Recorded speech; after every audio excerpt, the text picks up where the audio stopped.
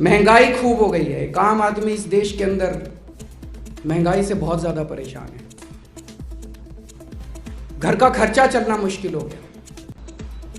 एक जिम्मेदार सरकार होने के नाते दिल्ली के अंदर तीसरी बार जनता ने हमारे ऊपर भरोसा किया। इतना भारी बहुमत हम लोगों को दिल्ली के अंदर दिया। अब एमसीडी के भी चुनाव जिता दिए हम लोगों को।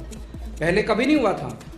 पहले क्या होता था दिल्ली के अंदर कि दिल्ली सरकार में एक पार्टी की सरकार बनती थी, वो इतने उल्टे सीधे काम करते थे कि एमसीडी में फिर जनता दुखी होकर दूसरी पार्टी की सरकार बना देती थी।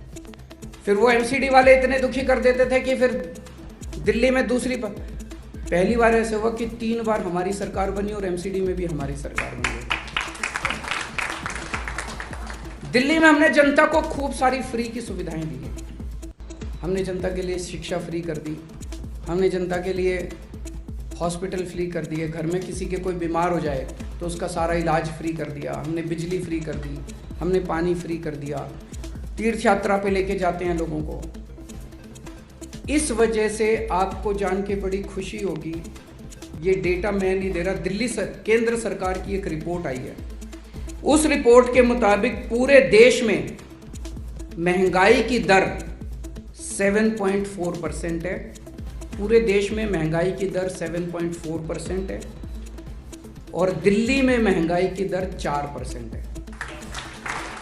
पूरे देश में सबसे कम महंगाई, पूरे देश में सबसे कम महंगाई दिल्ली में है।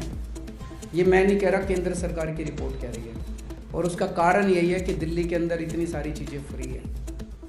दिल्ली देश का सबसे बड़ा शहर है और हम सोच सकते हैं कि शहरों में नेचुरली महंगाई होती है।